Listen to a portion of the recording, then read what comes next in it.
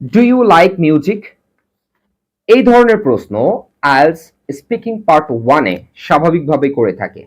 তো এই ধরনের প্রশ্নের ক্ষেত্রে আপনি উত্তর করবেন কিভাবে? আমি প্রশ্নটা যদি আবার বলি সেক্ষেত্রে ডু ইউ লাইক মিউজিক, এখানে প্রশ্নটা করা হচ্ছে আপনি কি গান পছন্দ করেন? তাহলে সেই ক্ষেত্রে দুই ধরনের আনসার হতে পারে, একটা পজিটিভ একটা নেগেটিভ। আমি যদি পজিটিভ আনসারটা করতে চাই তাহলে সেই ক্ষেত্রে কি হবে? বলতে পারেন যে ইয়েস আই লাভ মিউজিক, হ্যাঁ আমি গান ভালোবাসি, আই লাভ মিউজিক।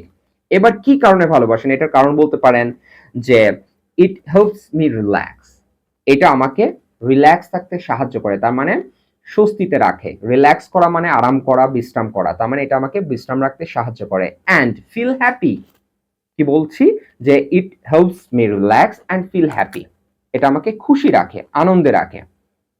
এবার কি বলতে পারেন যে কোন ধরনের গান আপনি শোনেন, তাহলে সেই ক্ষেত্রে বলতে পারেন যে I like listening our classical music or Bengali music, যাই বলেন না কেন, যে আসলে শুনতে চাচ্ছে না যে কি ধরনের, জাস্ট আপনি এক্সপ্লেইন করতে পারছেন কিনা, এটাই হচ্ছে মুখ্য বিষয়।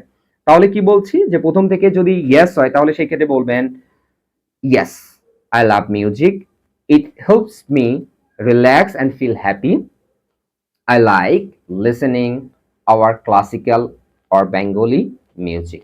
তাহলে খুব সহজে কিন্তু আপনার উত্তরটা জাস্ট 3টা সেন্টেন্সের ভিতর হয়ে যাচ্ছে। এই ক্ষেত্রে আপনার এক্সামিনারটা আপনাকে, যিনি থাকবেন এক্সামিনার, তিনি খুশি হবেন এবং আপনার ব্যান্ড স্কোর অবশ্যই ইনক্রিজ হওয়ার সম্ভাবনা থাকবে। একই সাথে আপনার কনফিডেন্স লেভেল বেড়ে যাবে এবং আপনার কিউ কার্ড সহ পার্ট 3 তে যে প্রশ্নগুলো থাকবে সেই ক্ষেত্রে আনসার করতে সহজ হবে। আশা করি ভিডিওটি একটু হলেও ভালো লেগেছে এবং মোস্ট অফ দ্য টাইম এই ধরনের প্রশ্নের ক্ষেত্রে আপনি ইয়েস দিয়েই করবেন, পজিটিভ আনসারটাই করবেন। ভিডিওটি যদি একটুও ভালো লাগে অবশ্যই লাইক কমেন্ট শেয়ার করবেন এবং আমাদের সঙ্গে সবসময় যুক্ত থাকবেন। ধন্যবাদ সবাইকে।